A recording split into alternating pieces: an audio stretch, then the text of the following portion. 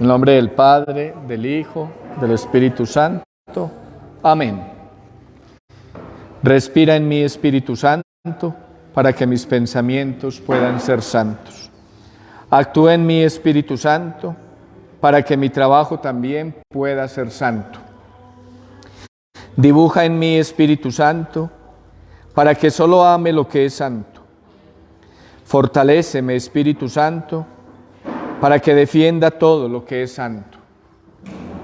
Guárdame, pues, Espíritu Santo, para que yo siempre pueda ser santo. Amén. De la primera carta a los Corintios, en el capítulo 1, versículos 17 y siguientes.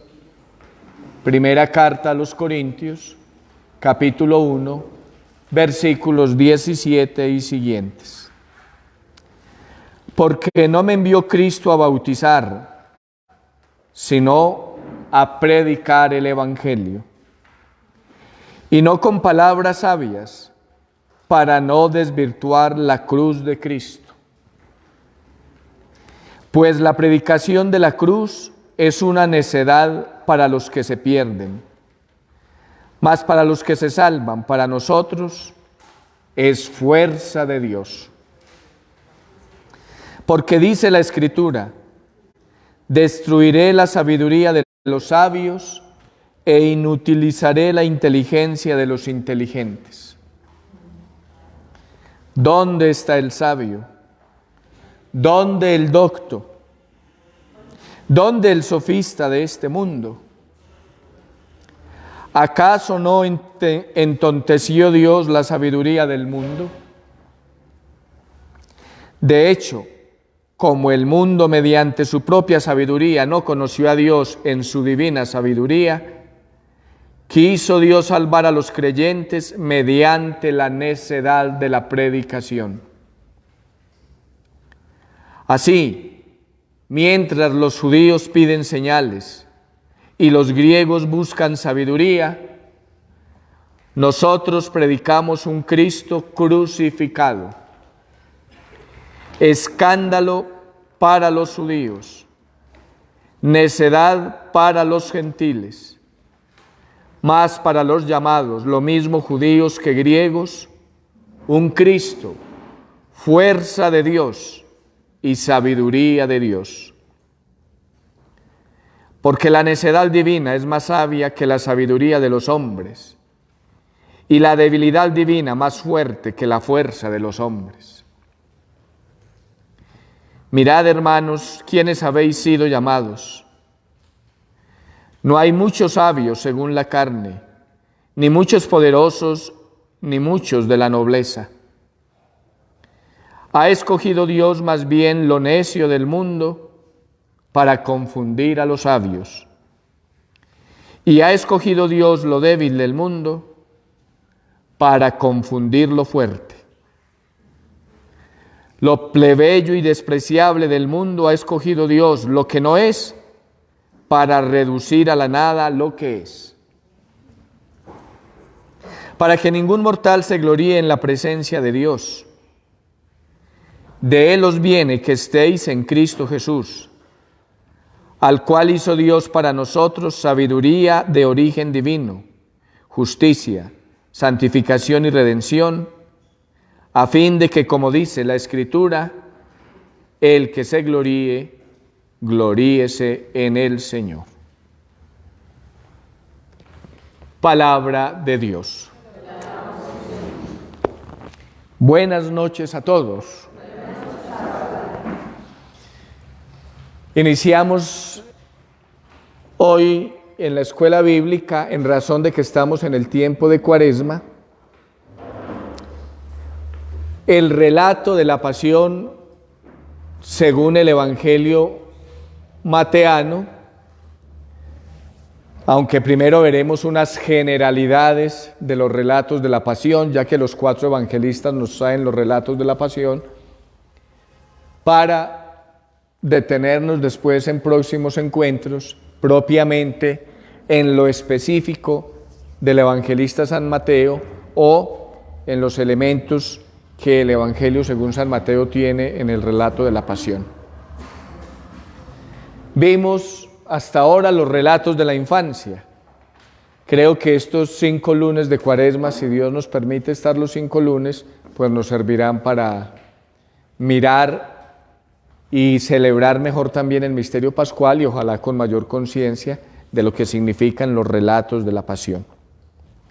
Hemos leído un texto de la primera carta a los Corintios en el que Pablo habla de la cruz de Cristo, de la predicación de la cruz, que para algunos es una necedad, como dice él, o sea, para los intelectuales, para los griegos de la época era una necedad.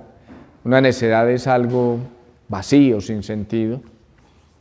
Para los judíos un escándalo, porque era imposible que el Hijo de Dios muriera crucificado. Y para nosotros, dice Pablo, la cruz es fuerza y salvación de Dios. Esta semana escuchábamos el jueves en el Evangelio según San Lucas, que la liturgia nos relataba ese anuncio de la pasión a los discípulos, donde él decía, el que quiera seguirme, o si alguno quiere seguirme, como indicando, no es una imposición, es una decisión. El que quiera, niéguese a sí mismo, y dice Lucas, tome la cruz de cada día. Tome la cruz de cada día y venga tras de mí. Era muy común en el siglo I, cuando ajusticiaban a un malhechor, ver la escena de ese malhechor caminando con el travesaño horizontal de la cruz, cargándolo, donde iba a ser crucificado. Eso servía de escarmiento para otros que veían esa escena aterradora y pues tomaban miedo y a lo mejor se motivaban a portarse bien, así fuera por obligación. Pero esa escena la veían en un personaje una vez en la vida de ese personaje, porque después de desfilar moriría crucificado. O sea, se veía un día. Jesús nos está invitando a cargar ese travesaño cada día. Esa anotación que la trae el evangelista San Lucas, cargue con la cruz de cada día, es muy importante, porque indica que el seguimiento al Señor, si bien es una opción fundamental, como dice la encíclica del Papa Juan Pablo II, el esplendor de la verdad, es una opción fundamental, uno opta por Dios, pues esa opción fundamental se realiza cada día en opciones particulares, personales, que implican la cruz de cada día. Cada día hay cruz, porque si no hay cruz, no hay cristiano. Así de sencillo, si no hay cruz, no hay cristiano. Por ello Pablo dice, para nosotros el crucificado y la cruz es fuerza y sabiduría de Dios. ¿Sí? Entonces es muy bueno que bajo ese prisma de la cruz de cada día, veamos los relatos de la pasión que nos traen los 4 evangelistas y pues aunque aquí no logramos agotar la riqueza de ese contenido, sí podemos dar algunas pistas que nos ayuden a percibirlo mejor. Entonces vamos a tomar la hojita aquí que me ayudan a distribuir por allá. También la envié al grupo de la Escuela Bíblica, al WhatsApp, para que los que están observándonos puedan tomarla. Y entiendo que desde la diócesis también se las envían al Facebook a los que se comunican posteriormente con este encuentro de la Escuela Bíblica. Bien, vamos a ver entonces algunas generalidades sobre los relatos de la pasión. Hoy nos vamos a dedicar no tanto al Evangelio según San Mateo, sino a algunas generalidades que encontramos en los relatos de la pasión. Faltaron hojitas, por allá tienen.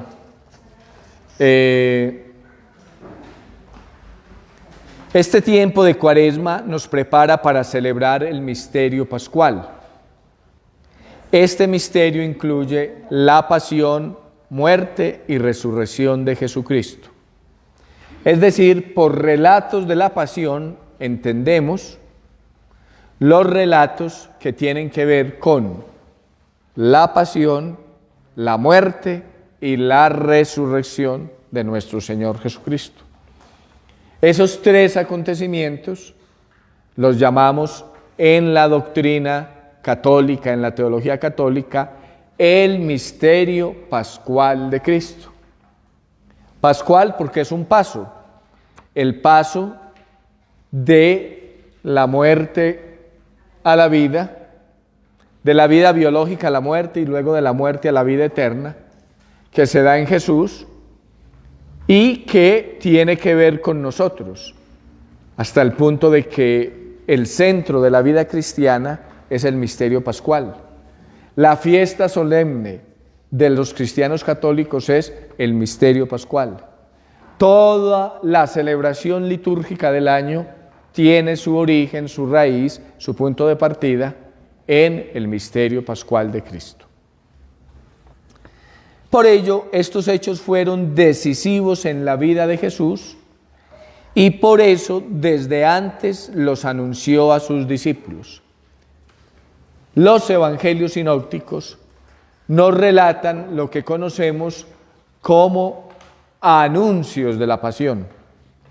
Es decir, Jesús en su vida terrena anunció a sus discípulos que iba a padecer, que iba a ser entregado, que lo iban a matar y que al tercer día resucitaría. Los tres evangelios sinópticos relatan en distintos momentos de la historia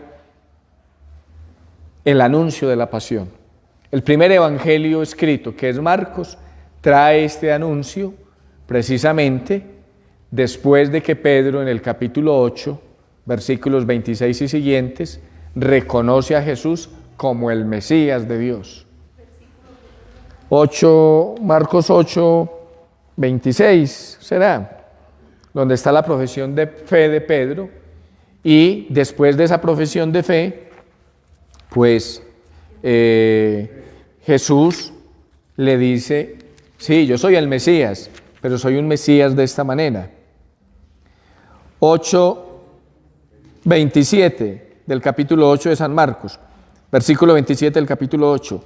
Salió Jesús con sus discípulos hacia los pueblos de Cesarea de Filipo y por el camino hizo esta pregunta a sus discípulos: ¿quién dicen los hombres que soy yo? Ellos le dijeron, unos que Juan el Bautista, otros que Elías, otros que uno de los profetas. Y él les preguntaba, ¿y vosotros quién decís que soy yo? Es una pregunta trascendental para la vida del discípulo. ¿Quién es Jesús para mí? Pedro le contesta, tú eres el Cristo, tú eres el Cristo. Y les mandó enérgicamente que a nadie hablaran acerca de él. El Cristo es la traducción griega de la palabra hebrea Mesías. Tú eres el Cristo, tú eres el Mesías. Cristo no es de crucificado. Cristo, Christos, es una palabra griega que es traducida del hebreo Mesías y que al castellano se traduciría por ungido. Ungido. Es decir, ¿por qué se dice que el Mesías es el Cristo en griego? Porque es el ungido. ¿Quién es el Mesías? El rey.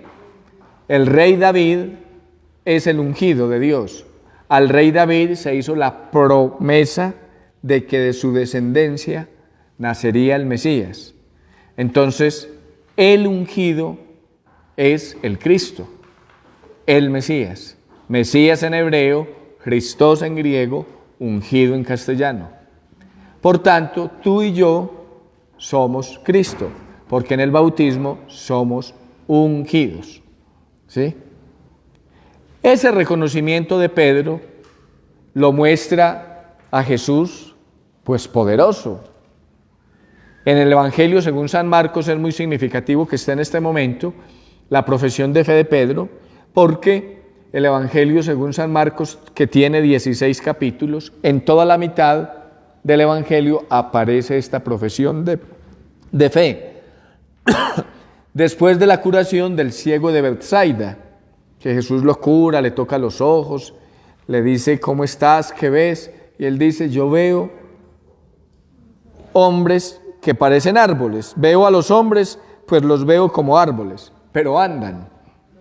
Y Jesús vuelve y lo toca y lo cura y le permite ver bien. Pues más allá de lo anecdótico que puede parecer el signo de la curación del ciego de Betsaida, es como el discípulo va avanzando, va viendo con mayor claridad el mesianismo de Jesús. Entonces cuando Pedro dice aquí, tú eres el Cristo, pues la imagen que tiene Pedro y los discípulos con él y el lector es que Jesús es el Cristo, porque de 17 relatos de milagro que el evangelista San Marcos trae en su evangelio, 14 están en la primera mitad del evangelio. Es decir, la deducción que hace un lector atento del evangelio es que Jesús es un hombre milagrero, entendiendo por milagro pues el que soluciona estos problemas de enfermedad, de expulsión de demonios, de hambre. Entonces la visión que queda de Jesús en estos primeros capítulos es que Jesús es un Mesías triunfalista, cura, expulsa, sana, domina la naturaleza. Pues ¿quién va a decir que no es el Mesías? Cuando Pedro le dice eso, Jesús a partir del versículo 33 le dice, y comenzó a enseñarles a Pedro y a todos que el Hijo del Hombre debía sufrir mucho y ser reprobado por los ancianos, los sumos sacerdotes y los escribas, ser matado y resucitar a los 3 días. Hablaba de esto abiertamente. Tomándole aparte Pedro, se puso a reprenderle. Es decir, Pedro reprende a Jesús.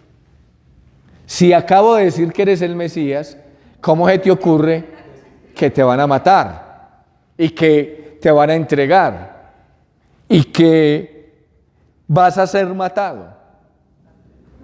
Entonces uno se puede imaginar la escena así.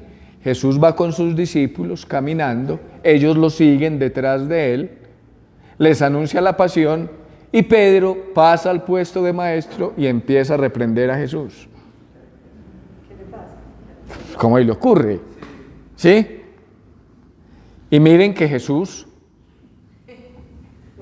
lo reprende fuertemente, tal vez de las frases más fuertes que le dice a un ser humano. Pero él volviéndose y mirando a sus discípulos, el giro que hace ahí San Marcos es muy bello, volviéndose y mirando a sus discípulos, o sea, no es solo para Pedro, es para todos, para nosotros también. Reprendió a Pedro diciéndole, quítate de mi vista, Satanás, porque tus pensamientos no son los de Dios, sino los de los hombres. La traducción que trae la Biblia de Jerusalén, por ejemplo, es quítate de mi vista. Lo que dice en griego es opisomú. Le está diciendo, vuelve atrás a tu puesto de discípulo. Eso es lo que le está diciendo. Por eso hago la escena. Jesús va con sus discípulos, les está anunciando el reino, les anuncia la pasión. Cuando les anuncia la pasión, Pedro se pone en el puesto de maestro, reprende a Jesús y Jesús vuelve y se adelanta y le dice, ponte en tu puesto de discípulo. Y le dice Satanás. Opisumu. Y le dice Satanás. Satanás es una palabra griega que significa divisor, adversario, enemigo. Ayer lo escuchábamos en el Evangelio según San Mateo, que también Lucas y Marcos lo trae. Tentador, tentador.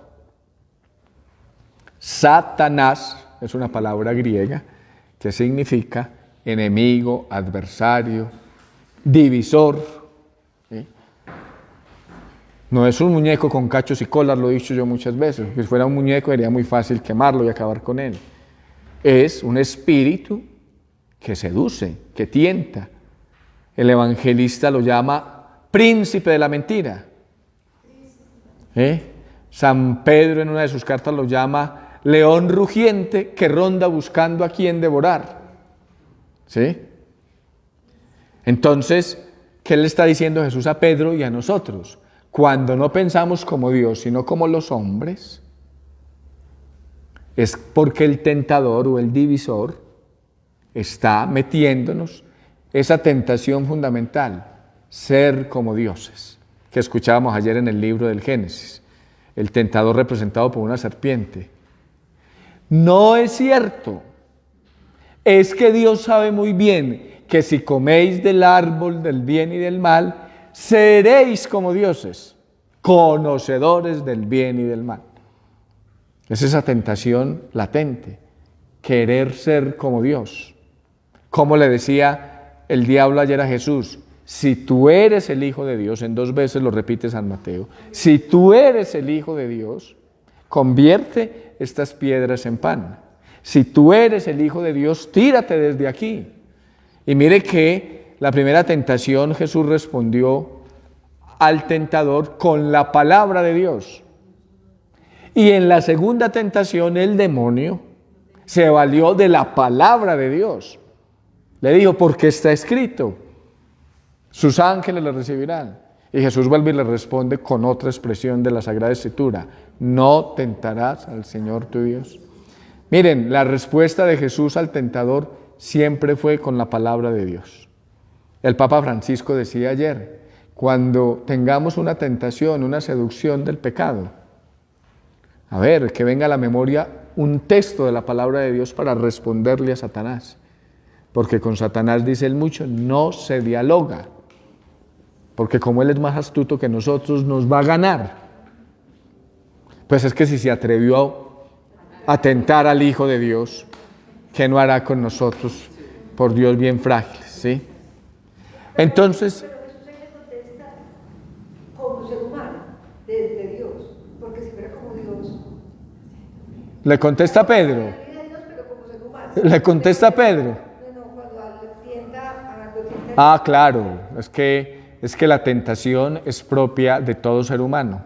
Ayer San Agustín, en el oficio de lectura que los sacerdotes hacemos, decía que hay que ser tentados para poder luchar, porque si no hay tentación no hay lucha, y si no hay lucha no hay esfuerzo, ¿cierto? Y si no hay esfuerzo, pues no hay libertad para aceptar al Señor, porque es que el camino, por eso, si alguno quiere venir detrás de mí, es que es una opción, el cristianismo es una opción. Si alguno quiere, si no quiere, pues no hay problema, pero si alguno quiere, niéguese a sí mismo, tome su cruz de cada día y venga tras de mí. Ya después Lucas dirá, porque ¿de qué le sirve al hombre ganar el mundo entero si pierde su vida? ¿Cierto? Claro, cuando Jesús responde a Satanás, responde como ser humano, inspirado por Dios, con la palabra de Dios, ¿sí? Y Mateo no lo dice, pero San Lucas dice que el diablo lo dejó hasta una nueva ocasión. Y esa nueva ocasión será la pasión y muerte. Es que lo que le está diciendo aquí Pedro es lo que le está diciendo Satanás. Pero ¿cómo que vas a padecer? ¿Sí? ¿Cómo que vas a padecer? Porque tus pensamientos no son los de Dios, sino los de los hombres. Por eso, a continuación dice, llamando a la gente a la vez que a sus discípulos, les dijo, si alguno quiere venir en pos de mí, niéguese a sí mismo, tome su cruz y sígame. ¿Sí? Bien, este primer anuncio de la pasión aparece en el Evangelio según San Mateo, en el capítulo 16, también después de que Pedro ha profesado la fe en Jesús. Tú eres el Mesías, el Hijo de Dios. Entonces le estaba diciendo, por ejemplo, que en Marcos esto es muy particular, porque de 17 relatos de milagro, 14 están en la primera mitad del Evangelio. En Marcos. Los otros tres son posteriores. El uno es el endemoniado epiléptico que hace poquito escuchábamos, que se hace daño a sí mismo y en fin. El otro relato de milagro es la higuera que da fruto y el otro es la curación de Bartimeo, el ciego Bartimeo. Tres relatos de milagro con una significación muy concreta de cómo el discípulo que está con Jesús le cuesta comprender que el Mesías es sufriente. ¿Y quién es el que va a decir que el Mesías es sufriente? En el Calvario, según San Marcos, un centurión romano, un pagano, un soldado, que poniendo la lanza dice, verdaderamente este era Hijo de Dios. Eso está en Marcos 15, 39, me parece.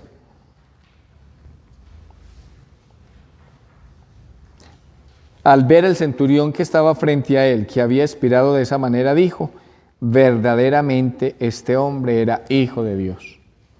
Ahí están los dos títulos que el evangelista Marcos le da a Jesús.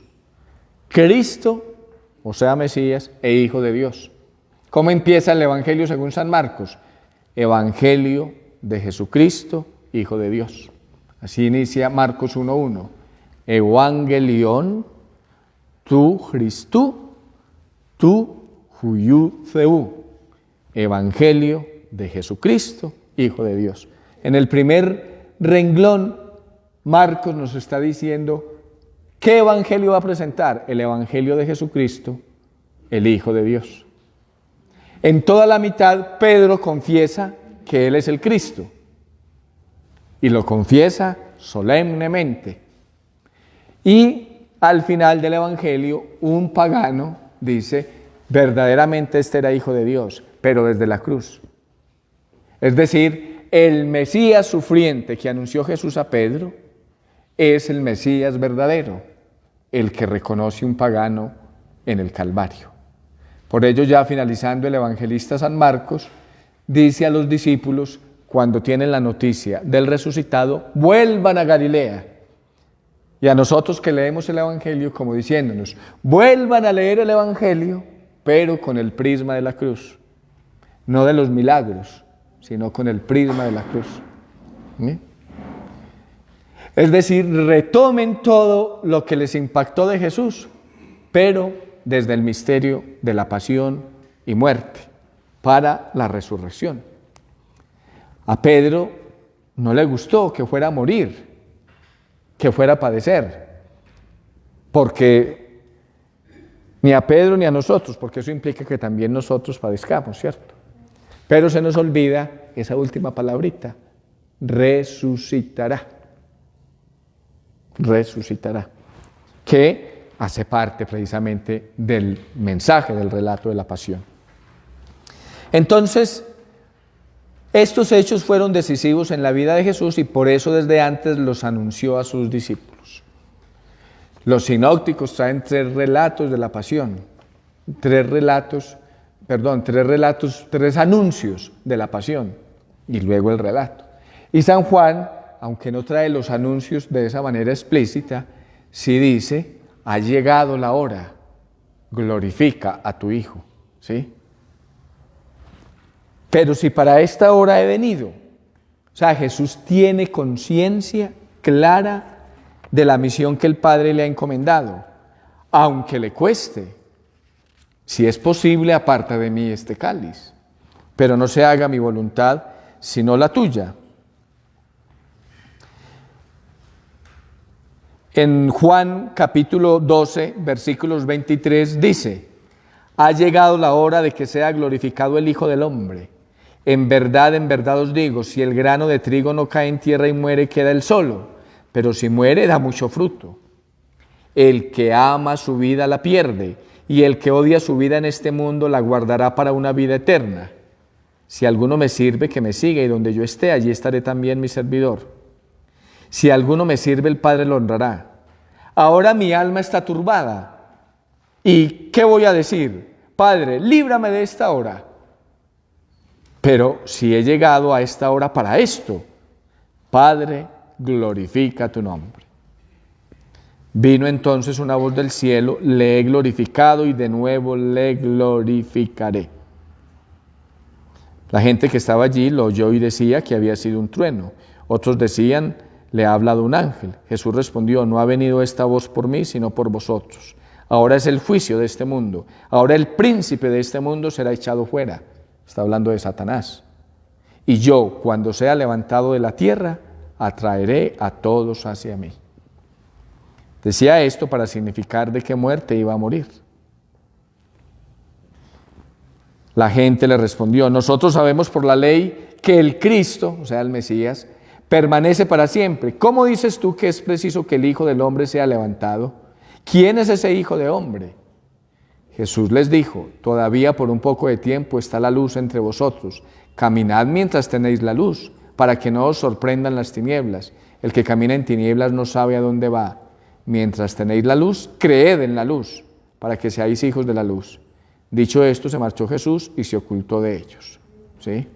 Y concluye este capítulo 12 muy tristemente: aunque había realizado tan grandes señales delante de ellos, no creían en él. Para que se cumpliera el oráculo del profeta Isaías: Señor, ¿quién dio crédito a nuestras palabras? Y el brazo del Señor, ¿a quién se le reveló? No podían creer porque también había dicho Isaías: ha cegado sus ojos, ha endurecido su corazón, para que no vean con los ojos, ni comprendan con su corazón, ni se conviertan, ni yo los sane. Isaías dijo esto porque vio su gloria y habló de él. Sin embargo, ahora entre los magistrados muchos creyeron en él, pero por los fariseos no lo confesaban para no ser excluidos de la sinagoga, porque prefirieron la gloria de los hombres a la gloria de Dios. O sea, Jesús tiene conciencia de su pasión. Lo anuncia en los 3 evangelios sinópticos y en San Juan, con un lenguaje distinto, pero concreto, anuncia que Él va a morir. ¿Sí?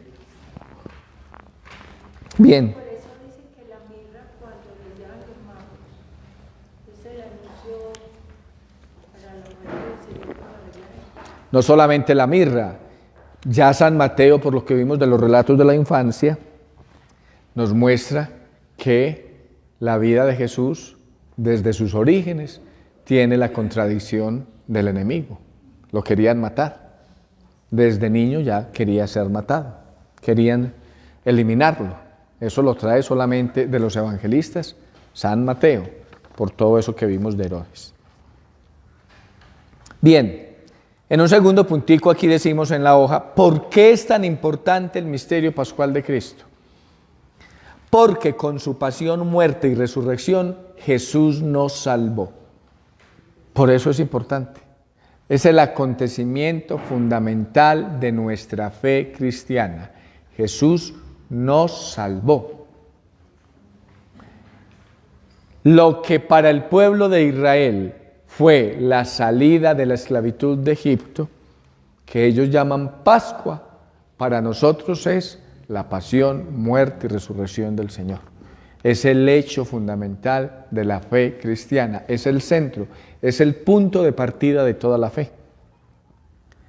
Esta verdad se convirtió en el objeto privilegiado de la predicación cristiana. Es decir, la primera predicación cristiana es que Jesucristo murió por nuestros pecados y resucitó.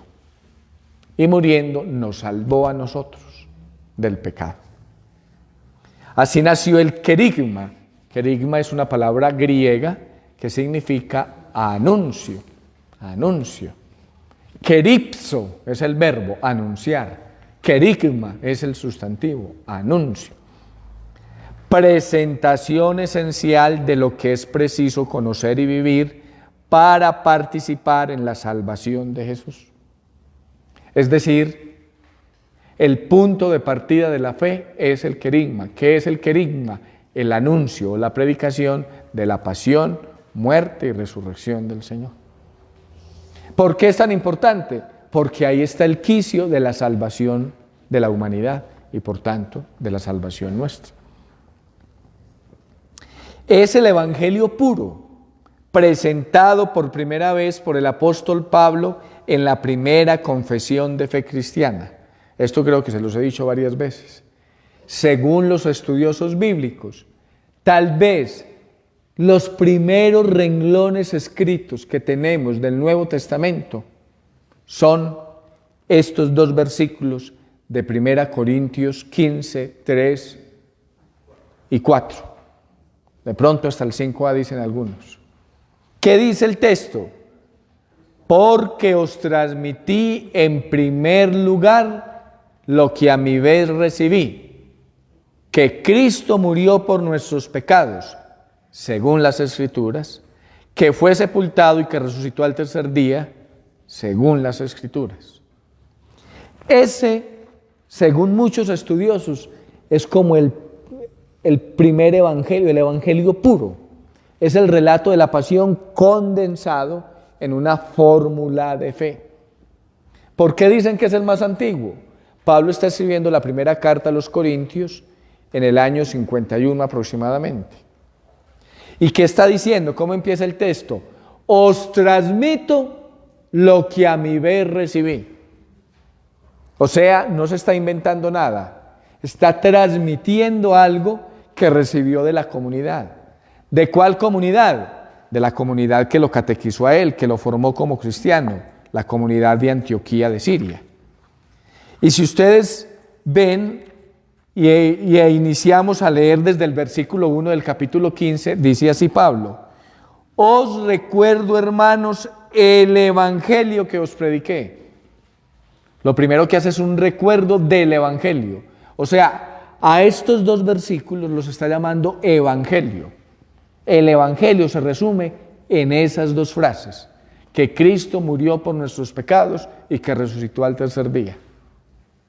Ese es el evangelio, que Cristo murió por nuestros pecados y que resucitó al tercer día. Entonces Pablo inicia el capítulo 15 de la primera carta a los Corintios diciendo: os recuerdo.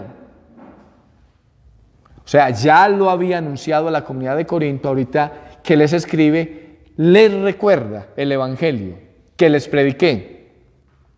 Y fíjense cómo dice: que habéis recibido y en el cual permanecéis firmes. Otras traducciones dicen: en el cual estáis fundados. Es decir, en ese evangelio se fundamenta la fe de un creyente. Y sigue diciendo: por el cual también sois salvados. Por eso es tan importante el misterio pascual, porque es el quicio de nuestra salvación. Si lo guardáis tal como os lo prediqué, si no, habríais creído en vano. Y entonces ahí empieza con la fórmula: porque os transmití en primer lugar lo que a mi vez recibí. ¿Qué recibió? Que Cristo murió por nuestros pecados. Y añade, según las Escrituras, que fue sepultado. La prueba de que murió es que fue sepultado. Y que resucitó al tercer día, según las Escrituras. Y que se apareció a Cefas y luego a los 12. La prueba de que resucitó es que se apareció. Esa traducción de que se apareció, que la mayoría de las Biblias la traen, no es la más adecuada. En griego dice, se dejó ver. Es que aparición aparece como una cosa fantasmal, pues es como la idea que tenemos, ¿cierto? Se dejó ver. Sí, hijo. ¿Qué Cefas hay en la Biblia? Cefas es Pedro.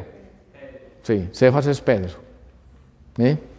Entonces, que resulta ser según que se apareció a Cefas, o literalmente que se dejó ver de Cefas, y luego de los 12, después se dejó ver de más de 500 hermanos a la vez, de los cuales todavía la mayor parte viven y otros murieron. Luego se dejó ver de Santiago, más tarde de todos los apóstoles, y en último término se dejó ver también de mí como un abortivo. ¿Sí? Y aquí cuando dice que anuncia la salvación, el evangelio que se anuncia, el que aceptáis, el que permanecéis firmes y por el que os salvaréis si permanecéis. Es la salvación si permanecéis. Claro, si yo la acepto. Me morí, no sabré todo. Si yo la acepto. Y me mantengo. Y permanezco en ella, claro, aceptarla. Lo que hablábamos ahorita de la cruz de cada día, de la opción fundamental que se realiza en las opciones particulares de cada día. La premisa es si somos salvos, sí. Somos salvos, sí, claro, es que es una oferta. Es una oferta, no estamos obligados.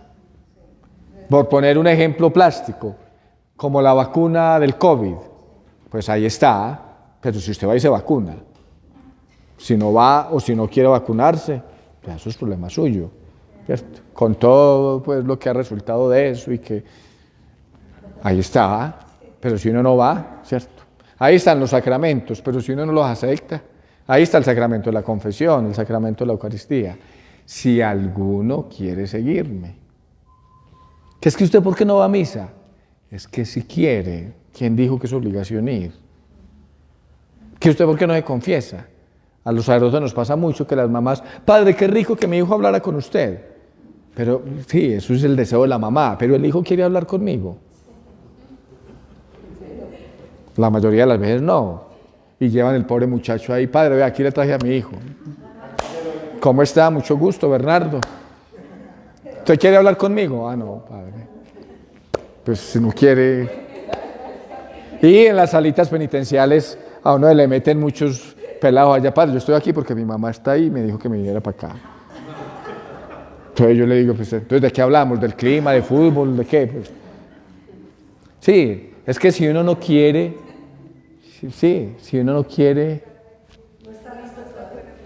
es decir, esa libertad que da Dios, eso no quiere decir que uno proponga, anuncie, cautive, seduzca, sugiera, pero la respuesta en definitiva es de uno. O sea, yo entiendo a las mamás que es muy buena intención, porque además confían en el sacerdote y saben que el sacerdote pues no va a invitar al hijo a hacer travesuras, sino que le va a dar buenos consejos. Pero el hijo quiere. Pero algo les queda. ¿Ah? Algo les queda de lo que hagan. Sí, pero la relación con Dios no es porque toca, es porque yo me siento necesitado de Él y porque, claro, a lo mejor no han descubierto la grandeza del Evangelio, pero si alguno quiere seguirme. Claro. Por eso a mí me parece muy paradigmático el relato de Lázaro y Epulón. Manda uno de estos para que le avise a mis hermanos. Tienen a Moisés y a los profetas, que los escuchen. No, pero es que si resucita un muerto, sí van a hacer caso. Tienen a Moisés y a los profetas, que los escuchen.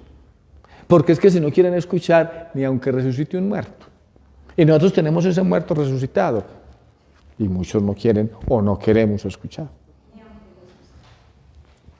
Por allá hay alguien, sí, doña Ofelia. Padre, ¿qué significa como una boquilla? Es que la experiencia de Pablo, que es el que está escribiendo ahí, él no fue del grupo de los 12, él fue perseguidor de los cristianos. Entonces, cuando Cristo se le manifiesta a Pablo, cuando tiene esa experiencia, que él la narra en la carta a los Gálatas en el capítulo 1 muy bellamente, cuando aquel que me separó del seno de mi madre y por su gracia me llamó.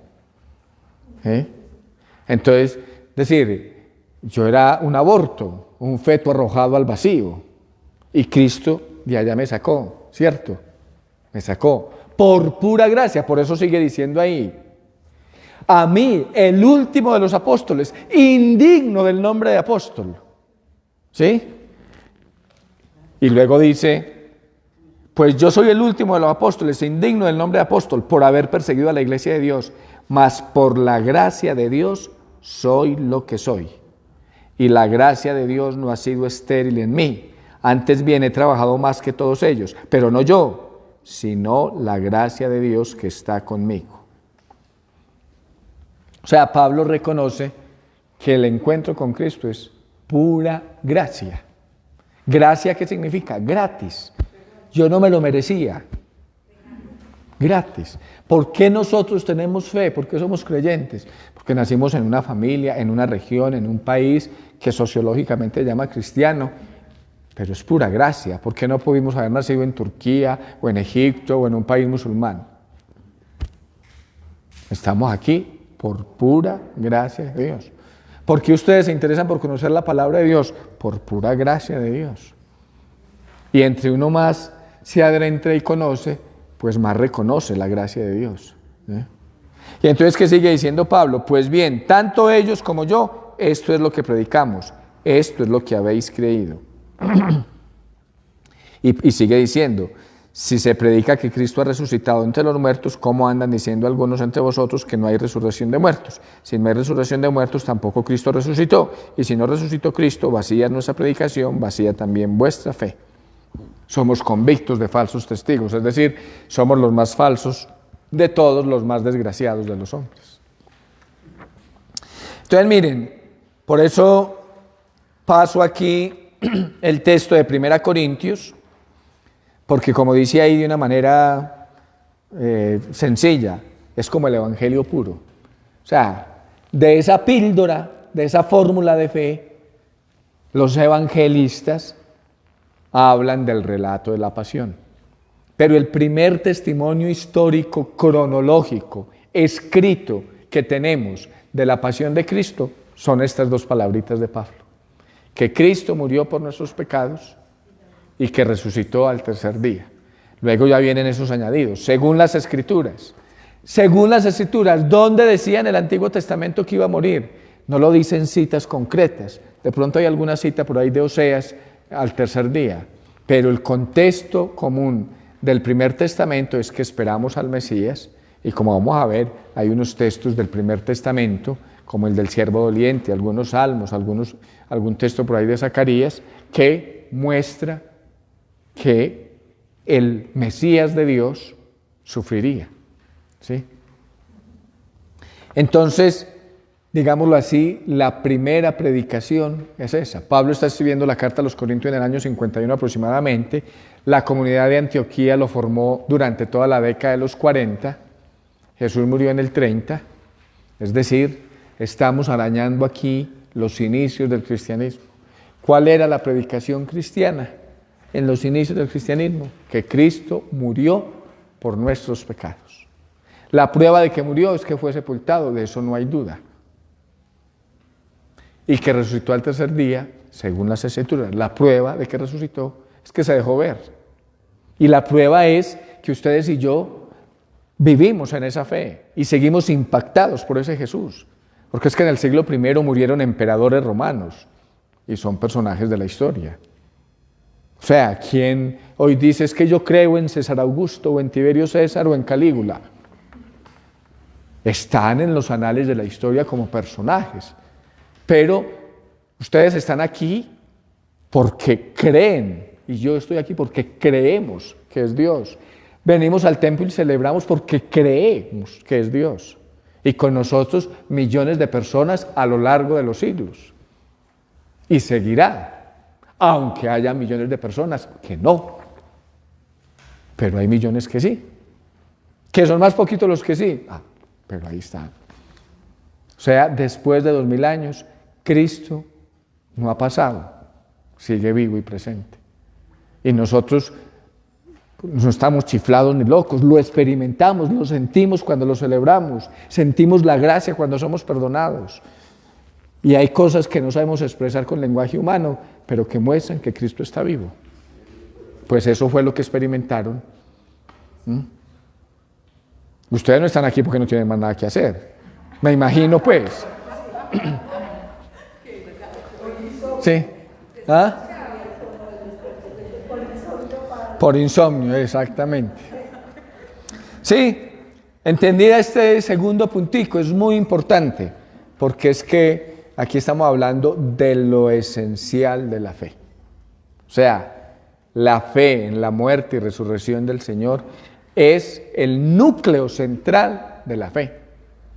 El núcleo central. Luego viene la Trinidad, la Virgen María, la Cristología, la unión hipostática, las dos naturalezas. Pero lo central es esto. Sí. Los judíos lo dejaron muerto, claro. Y muchos cristianos nos gusta enterrarlo. Por eso es que a la procesión más nutrida es la del difunto. Nos gusta Jesús allá enterradito, que no nos incomode, que su evangelio no nos moleste. Claro, es más tranquilo. Miren, porque Jesús murió y resucitó, existe la fe, existe la iglesia, existen los evangelios, existen los sacramentos. Es decir, es tan central esta verdad de fe que sin ella lo demás se derrumba. ¿Sí?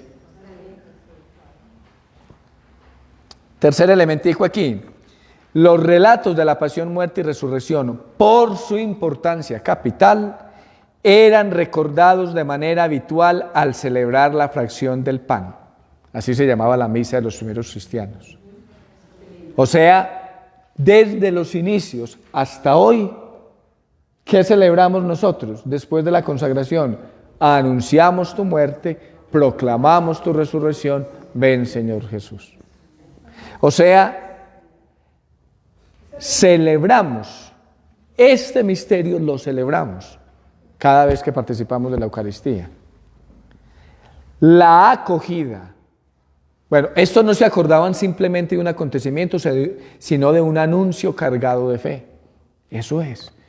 Esto que vamos a celebrar, la Pascua, es un anuncio cargado de una fe, que es lo que les decía ahorita. Nosotros a veces no tenemos palabras para expresarlo, pero lo sentimos, lo experimentamos. Por tanto, no es un recuerdo del pasado, como unas fotos, como un álbum de fotografía. Ay, ¿te acordás cuando cumpliste 5 años, como eras de cachetón, de gordo? No, eso, nosotros vemos el álbum de fotos y nos acordamos, pero ya. A veces ni nos acordamos, hay que ver el álbum de fotos. Aquí no es que nos acordamos simplemente, sino que hacemos vivo, presente, real el acontecimiento. Estos no se acordaban simplemente de un acontecimiento, sino de un anuncio cargado de fe. La acogida que brindemos hoy a estos relatos también producirá fruto en nosotros si participamos en esta misma fe que hemos recibido. Es lo que dice Pablo ahí. La fe que les predicamos, el evangelio que les predicamos, en el que están fundados, si es que continúan en él. Porque uno puede conocer el evangelio y salirse. Por el pecado, por ciego, por ignorante, por tonto, porque tenía una visión de Dios distinta. Es que como Dios no me cumplió este milagro, entonces yo me retiro. Y a veces la gente, sobre todo, se acerca a los sacerdotes como amenazando: padre, es que yo me voy a ir de la iglesia. Problema suyo, a mí no me eche la culpa. ¿Cierto? Es que aún si yo le doy un antitestimonio, es que la fe es en Cristo, ¿cierto? Es que por eso es que yo me voy a salir de la iglesia, porque los curas son así. No, eso no es problema mío. Disculpen pues que sea como, pero es que es la verdad. O sea, la fe no puede estar pegada de este padre, de este papa, de este otro. Es que es en un acontecimiento que supera cualquier realidad humana. La supera, ¿cierto? Los discípulos no solo no se avergonzaron de la cruz de su maestro, sino que la convirtieron en centro de su fe y de su predicación. Miren, se los he dicho también muchas veces, ¿qué son los evangelios? Literariamente hablando, una biografía de Jesús. Hay un género literario en el siglo I que se llama biografía, el siglo I y en el siglo XXI. Pero de los personajes importantes de la época se hacía una biografía centrada en 3 momentos muy concretos: su origen, sus hechos y palabras y su muerte. El origen, bueno, ahí mencionamos que para el cristianismo primitivo fue tan importante el origen de Jesús que hay 2 relatos de la infancia canónicos, uno en Lucas y otro en Mateo, tan diversos y distintos, pero tan importantes ya para los inicios de la fe cristiana, que indican que Jesucristo es Hijo de Dios, siendo hombre verdadero. Los hechos y palabras, pues los evangelios nos narran sus predicaciones, sus acciones, y nos siguen impactando, porque los evangelios, a pesar de que los hemos escuchado, cuando uno hace lección divina, cuando ora con ellos, cuando escuchan una predicación, dice, pero pues yo ¿por qué no me había dado cuenta de esto? Que tantas veces lo he leído. Pero ¿por qué me está tocando a mí el corazón? Pero, ¿cierto? Que mucha gente le dice a uno, padre, ¿usted cómo sabía que esto me estaba pasando a mí? Que ni sabía ni sé, ni tengo idea, ¿cierto? Es el Espíritu de Dios ¿cierto? El que llega con esa palabra que a veces cuestionó, sugirió, ¿cierto? Y la muerte, es la tercera, pues la muerte de Jesús no era una muerte para mostrar, fue una muerte criminal, como un reo, como un despreciado. Y sin embargo, los discípulos, como dice aquí, no se avergonzaron de la cruz. Al contrario, la convirtieron en el centro de su fe y de su predicación. Lo acabamos de oír en el texto de Pablo. El que se gloríe en el Señor. Y en la carta a los Gálatas dirá Pablo, si hay algo de qué gloriarse es de la cruz de Cristo. De la cruz de Cristo. Escándalo para los judíos, necedad para los griegos. Para nosotros, fuerza de Dios. Es que es contradictorio, es que es absurdo. Y sin embargo así es. Es contradictorio. Pues ¿cómo vamos a mostrar un delincuente como ejemplo? ¿Cómo vamos a anunciar una muerte? Y sin embargo, para los que creemos, es fuerza y sabiduría de Dios. Mirad el árbol de la cruz donde estuvo clavada la salvación del mundo. El árbol de la vida. Volveremos a proclamar el Viernes Santo. Entonces la convirtieron en el centro de su fe y de su predicación. En ella vieron, tanto más que la acción criminal humana, el lugar de la fuerza creadora de Dios, que dio nueva vida al Mesías asesinado, y en él a todos los que creyesen. ¿Sí? Ahí está ese texto de 1 Corintios, ahorita lo leíamos, vamos a repetir esos 2 versículos que aparecen ahí, ¿sí? El 18, el 22 y el 23, del capítulo 1, ¿sí? Pues la predicación de la cruz es una necedad para los que se pierden, mas para los que se salvan, para nosotros es fuerza de Dios. Es fuerza de Dios, ¿sí? Así, mientras los judíos piden señales y los griegos buscan sabiduría, nosotros predicamos un Cristo crucificado, escándalo para los judíos, necedad para los gentiles. Este discurso que está haciendo Pablo ahí en la primera carta a los Corintios, sobre todo en estos 2 primeros capítulos, es un discurso sobre la sabiduría humana y la sabiduría divina. ¿Sí? El término que más se repite ahí en griego es Sofía, que significa sabiduría. ¿Sí? Sofía, en griego, sabiduría. Y por eso dice, ¿dónde está el docto de este mundo? ¿Dónde el sabio? ¿Dónde el sofista? Y dice tan bellamente Pablo, Dios ha escogido lo débil del mundo, lo que no cuenta, para anular a lo que cuenta. ¿Sí? Es decir, la sabiduría divina es muy distinta a la sabiduría humana. En el testamento espiritual que dejó el Papa Benedicto XVI, que muchos esperábamos que iba a ser pues un folletico, un libro, y son 2 páginas, o 2 párrafos más bien, ni 2 páginas. En el primer párrafo pide perdón, da gracias a Dios por todo lo que vivió y pide perdón por el pecado que pudo haber cometido. Y en el segundo dice, no se dejen confundir. La ciencia, él era un hombre científico, de los hombres sabios que ha tenido la humanidad, que nos tocó conocer a nosotros, Benedicto XVI, catalogado entre los 10 hombres más intelectuales del mundo, incluso por gente no creyente. Es decir, el científico buscó la ciencia y dice en el testamento, ni la ciencia, ni siquiera, él fue muy estudioso de la Sagrada Escritura científicamente hablando, con el método histórico crítico, ni el método histórico crítico podrán agotar la riqueza de la fe que hemos recibido por la tradición. O sea, el intelecto no lo despreciamos. Como él mismo lo decía, la fe no puede ser racional, debe ser razonable, pero siempre entendiendo que la fe supera nuestra pobre limitación. Como decía un teólogo colombiano, es más lo que no decimos de Dios que lo que decimos. O sea, lo que decimos es ahí para tratar de hacer el lenguaje cercano, pero es más lo que no decimos. Dios supera, pues es lo que está diciendo ahí Pablo en la sabiduría. ¿Cierto?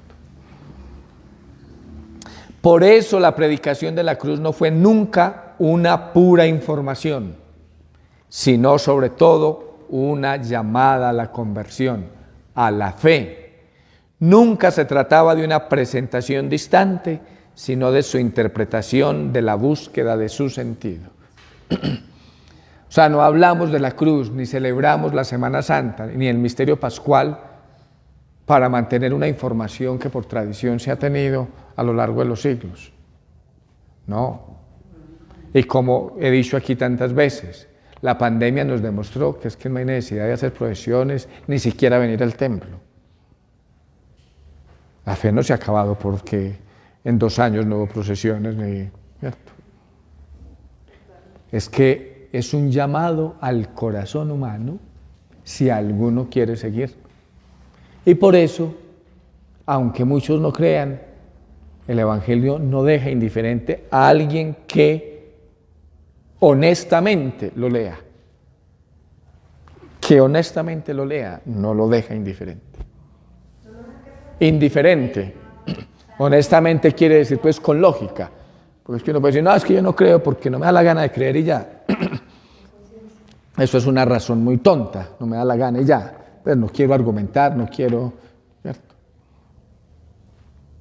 Si yo no acepto los evangelios de los que tengo testimonios escritos fidedignos, pues no puedo aceptar mucho material que se escribió en el siglo I, de muchas cosas, de filosofía, de arte, y que fueron transmitidos siglos después.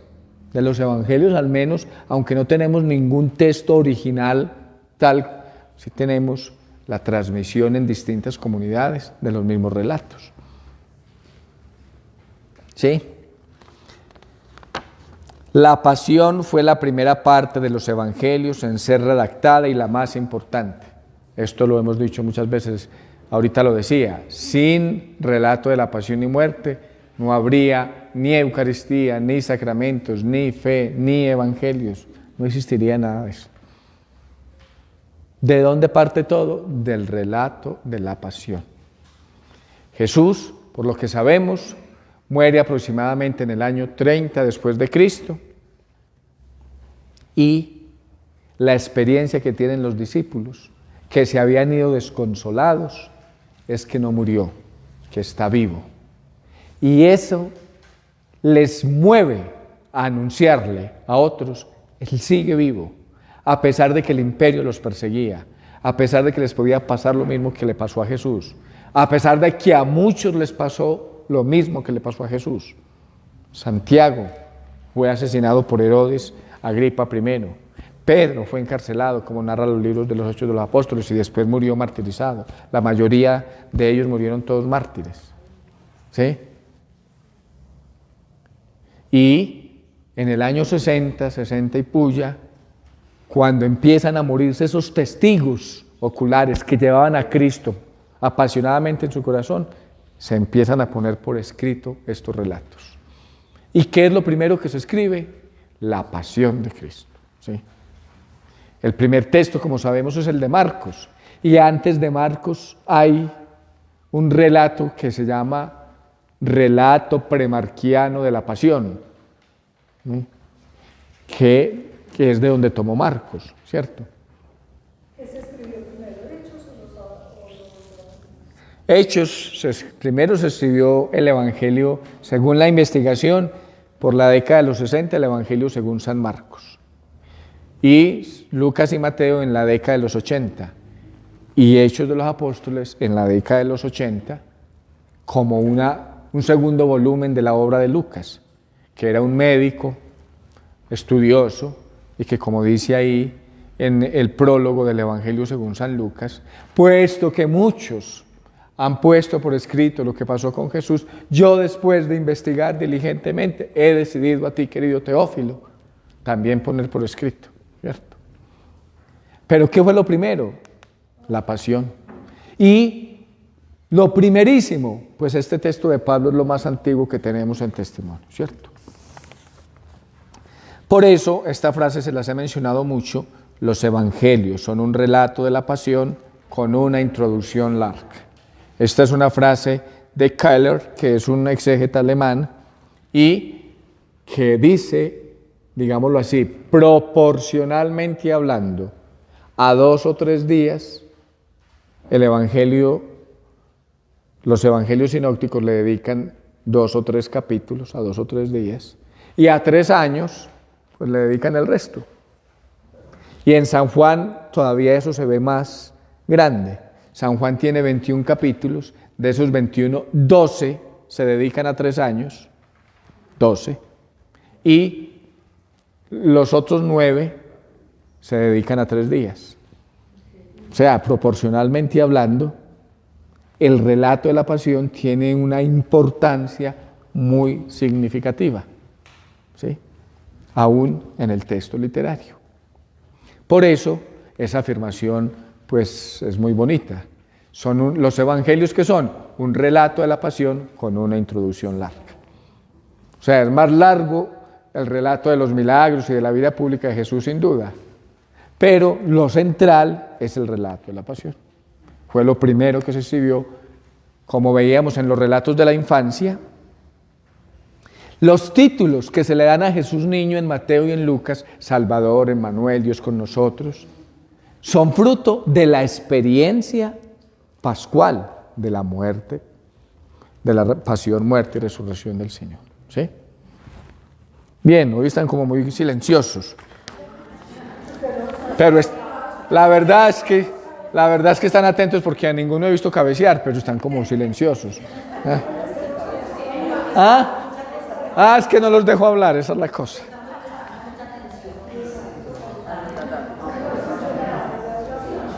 En su conjunto, los 4 relatos de la pasión ofrecen un itinerario semejante, indicado por los evangelistas Marcos, en los capítulos 14 y 15, o sea, le dedica 2 capítulos.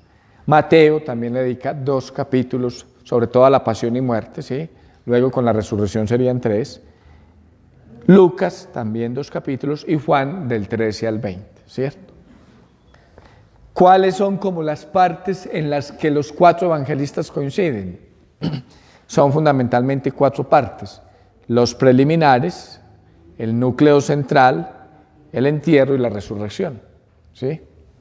El núcleo central está marcado por Getsemaní, por el proceso judío que aboga por la crucifixión y la muerte del Señor. Ellos no podían hacerlo, pero incitaron, movieron, llevaron.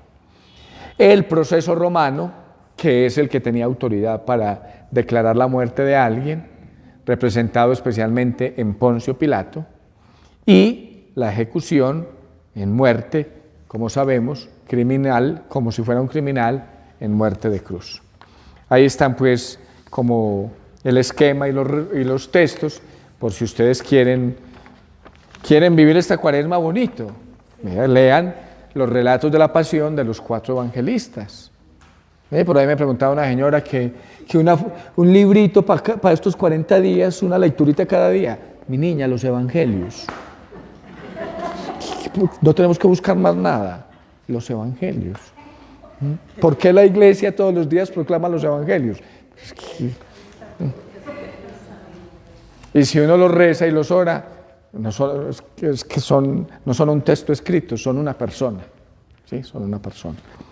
¿Por qué no está Juan en esos 4? Pues no me ocupo ahí porque Juan, bueno, lo que pasa es que Juan, por ejemplo, de preliminares no habla, o más bien el preliminar de Juan, llamémoslo así, es la última cena, o lo que llamamos nosotros la última cena. Antes de la fiesta de Pascua, empieza en el capítulo 13, versículo 1, antes de la fiesta de Pascua, sabiendo Jesús que había llegado su hora de pasar de este mundo al Padre, habiendo amado a los suyos que estaban en el mundo, los amó hasta el extremo. Y viene el relato del lavatorio de los pies, y en el lavatorio, pues todo lo que sucede. Entonces, capítulo 13, 14, 15, 16 y 17 de San Juan, es todo en el cenáculo, con los suyos. Esa es otra cuestión proporcional de Juan. En los primeros 12 capítulos son 3 años y en los últimos 9 son 3 días. En los primeros 12 capítulos Jesús está en Galilea, en Samaria, en Judea, para arriba y para abajo como un yoyo, ¿sí? En estos capítulos está en Jerusalén y prácticamente en un sitio, en el cenáculo y luego en el Calvario. ¿Sí? En los primeros 12 capítulos está con un montón de gente, desde los bautistas hasta Nicodemo y la samaritana y el hijo del funcionario real y las multitudes en la multiplicación de los panes y los fariseos y las peleas con los unos y los otros y las discusiones, un montón de gente. Aquí solo con los suyos, que nosotros decimos son los 12, los suyos somos nosotros. Mejor dicho, si no se leen pues los relatos de la pasión de los 4 evangelistas, esos 5 capítulos de Juan, 13, 14, 15, 16 y 17, Jesús en el cenáculo con los suyos, y yo ahí dentro de los suyos, hablándome en la intimidad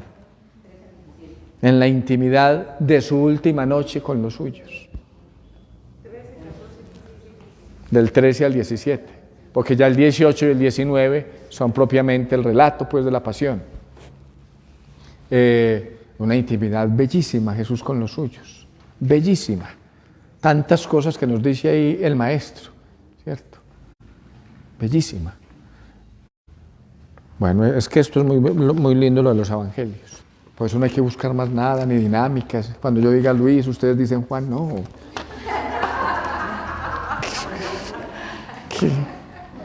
Padre, que usted por qué no es bien dinámico y bien atractivo para anunciar el Evangelio. Pues es que nos quedamos a veces en las arandelas y olvidamos el texto.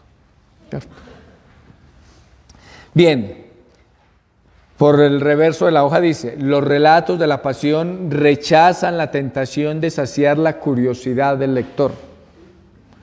Lo podemos notar en el hecho de que faltan todos los elementos que pudieran iluminar los sentimientos de los protagonistas. Por ejemplo, nada se sabe de los motivos que impulsaron a Judas a entregar al maestro por un puñado de dinero. No. Todo lo que se dice son teorías. Que lo estaba desafiando, como empujándolo para ver si mostraba que él era el Mesías. ¿Cierto? O Mel Gibson en la película lo muestra, pues el pobre Judas así, todo angustiado, pero los evangelios no nos dicen nada. Claro, María y las mujeres lo acompañaban y lloraban, pero pues es que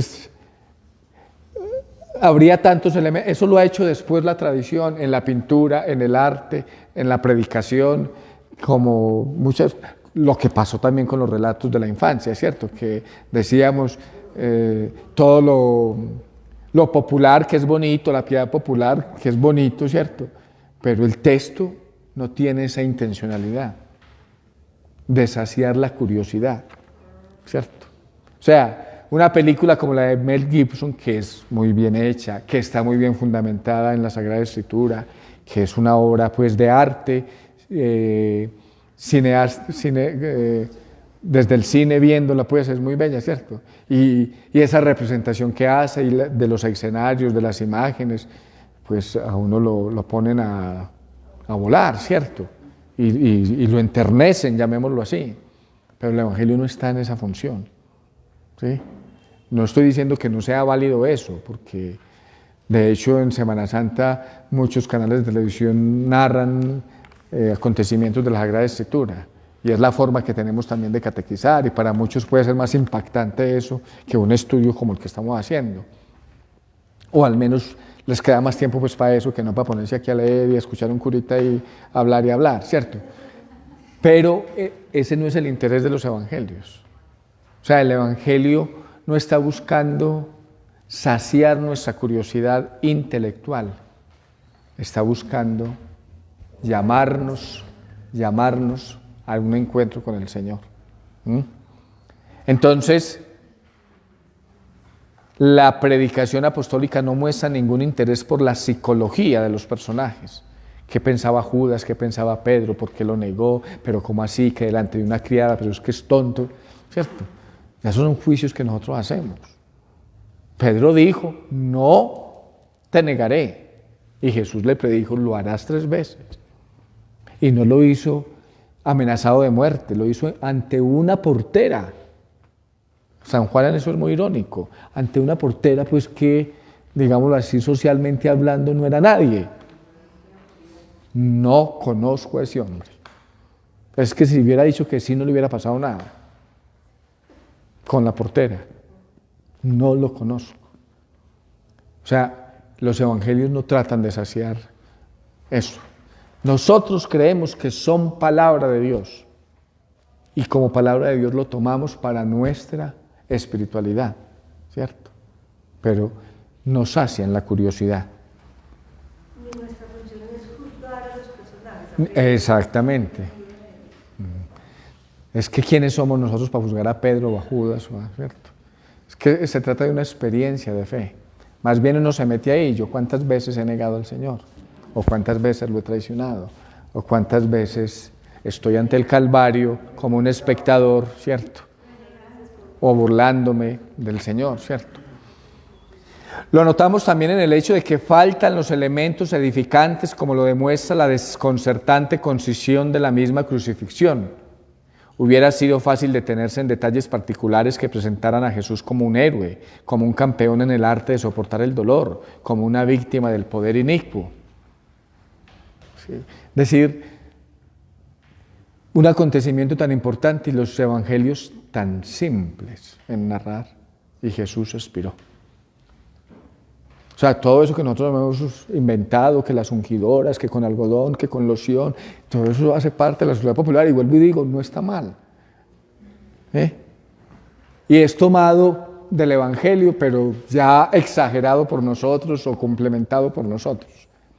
Pero es muy importante ir al texto, ir al texto. Por eso la Semana Santa, pues yo lamento mucho porque uno como sacerdote pues quisiera vivirla como más concentrado y tiene que estar pendiente de muchas cosas, y muchos moños y remoños, ¿cierto?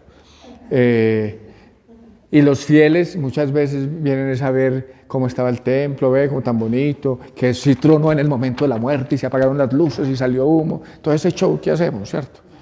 Eso no es lo esencial.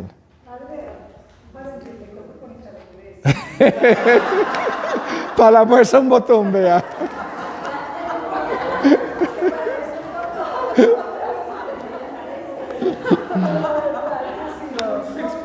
Vea, la dejé hablar, doña Luz. No, y sin duda eso ambienta, pues, sin duda que sí. Sin duda eso ambienta, pero hay que ir al, cierto, lo importante es el corazón, cómo está. ¿Sí? Como decía el profeta Joel, rasgad vuestros corazones, que el Señor pueda entrar allá a hacer esa limpieza de nuestro corazón. La comunidad primitiva no predicó nunca la pasión sin unirla de una manera inmediata y directa con la resurrección. Esto ya lo he dicho, es necesario subrayarlo porque hay muchos cristianos que se quedan con la muerte, que lo más importante es la muerte. Al menos aquí en Antioquia, en lo que yo he visto, en los lugares donde he estado, en Antioquia, bueno, también me tocó en España una vez, cuando yo estudiaba allá, pues fui a ayudar en Semana Santa a unas parroquias, ¿cierto? Además estuve en Andalucía, que las procesiones y todo eso lo hemos recibido de allá. De las cosas más ridículas que yo he hecho como sacerdote, con el perdón, ojalá que no me estén escuchando allá en el pueblo que estuve, es una procesión de 8 de la noche a 2 de la mañana, yo de sotana, roquete, capa pluvial, bonete, báculo de las cofradías, y eso que se camina despacio, se devuelve. Es gente pues muy bella y una piedad. Hay gente que su única relación con la iglesia es cargar una imagen aquí, porque cargan aquí, no sé si ustedes han visto en televisión que parecen unos 100 pies, porque son muy bien todos tapaditos y son unos 100 pies, y la única relación que tienen es cargar esa imagen, ¿cierto? Yo sí me sentí pues muy ridículo, me sentía como parte del show, ¿cierto? Aunque no era un show, era una procesión y hay gente muy piadosa sin duda, pero lo importante es mi corazón se encuentra con el Señor. ¿Cómo? Primero la chica que estuvo por allá y después es que no, es ridículo. Yo sí me sentí ridículo, sí. Sí, porque allá pues uno va a ayudar también en los momentos fuertes, ¿cierto? Sino que es otro estilo, pero lo que estaba diciendo, pero en la mayoría de las partes, por ejemplo, la procesión del Santo Sepulcro es muy nutrida de personas. Eso no está mal, pero hay como hay algo en el interior de que nos gusta mucho la muerte, o como digo yo, nos gusta mucho enterradito el Señor, que no nos moleste, que no me incomode. Inclusive en la decoración, así, las imágenes de nuestros templos es un Cristo muerto, pero hay algunas que he visto yo en que el Cristo todavía está vivo, o sea, diga hacia arriba, pero en nuestras iglesias es un Cristo muerto. Sí, de hecho el crucifijo, pues junto con el sagrario, es uno de los centros del desierto. Por esto que decimos, porque el crucificado es fuerza de Dios para la salvación de todo el que cree. Pero si a eso por eso no podemos apartar la experiencia fundamental de la resurrección. O sea, la pasión, pero el fruto de la resurrección. El Papa Francisco en el mensaje de Cuaresma de este año lo dice muy bellamente: subimos al monte, como vamos a escuchar el domingo en la transfiguración, subimos, y la subida es dura, pero cuando uno sube ya ve el sendero por donde subió y todo el panorama de una manera muy distinta, porque la subida es dura, ¿cierto? Entonces, bueno, este es un camino de fe muy bello, y a medida que van pasando los años, yo sí tengo que preguntarme, ¿yo cómo celebro la Pascua? ¿Cómo celebro el miércoles de ceniza? O sea, no es una tradición anual, es un encuentro con el Señor que me tiene que hacer crecer. Porque si yo no crezco, cristianamente hablando, humanamente hablando, entonces estoy estancado. Y si estoy estancado, como el agua estancada, me vuelvo putrefacto, fétido, dañino, ¿cierto? Vamos a ver, ahorita hablamos del retiro. Sin esta tampoco aquella hubiera tenido significado, es decir, sin la resurrección la muerte no hubiera tenido sentido. Separada de la resurrección, la muerte de Jesús se parece a la de Sócrates o a la de algunos de los grandes hombres del pasado. Tendríamos un héroe más, pero no al Salvador de la humanidad. Aristóteles grandísimo, Sócrates grandísimo. Pues hoy un filósofo tiene muchas fuentes y toma y escribe, pero Aristóteles escribió todo lo que escribió 3 siglos antes de Cristo y casi partiendo de la nada, brillantísimo. Pero es eso, un filósofo, no es el Salvador de la humanidad, ¿cierto? Jesús seguiría siendo un derrotado, una de las víctimas inocentes e impotentes de un sistema tiránico y homicida. Entraría en la regla general y no sería noticia, y mucho menos buena noticia. O sea, precisamente, evangelio. Jesús, por el contrario, constituye una excepción llamativa y como tal ha sido dada a conocer su vida. Jesús ha imprimido en la historia una novedad que permanece en el tiempo. Pasados 2000 años, continúa sorprendiendo y, lo que es más importante, encontrando seguidores que hacen continua esa excepción. Y esos seguidores, pues somos nosotros. Aquí estamos en ese grupo. ¿Sí? Desde los primeros cristianitos hasta nosotros, tratando de ser buenos cristianos con las limitaciones que tenemos. Bueno, dejemos así, porque ya son las 8:30 y para no cansarlos más. Somos la diócesis de Sonsón Río Negro, una iglesia que se renueva con el Evangelio Fuerza de Dios. 2023, año del matrimonio y la familia.